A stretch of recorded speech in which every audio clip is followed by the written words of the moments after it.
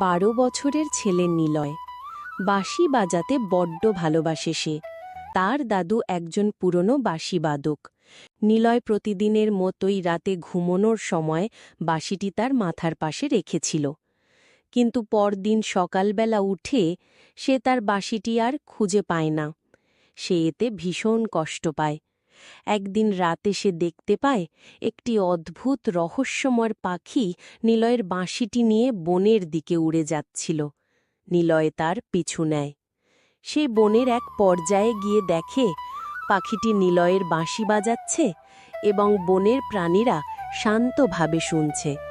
পাখিটি নিলয়কে দেখে বলল, আমাকে দেখে ভয় পেও না, আমি তোমার কোনো ক্ষতি করব না। তুমি সঙ্গীত বাজাও নিজের আনন্দে, কিন্তু একটি প্রকৃত সঙ্গীত তখনই হয় যখন তা সকলের জন্য আনন্দ বয়ে আনে। শেষে নিলয় বাঁশি ফিরিয়ে পায় এবং প্রতিশ্রুতি দেয় সে তার বাঁশি দিয়ে শুধু নিজের জন্য নয়, পুরো গ্রামের আনন্দ তৈরি করবে।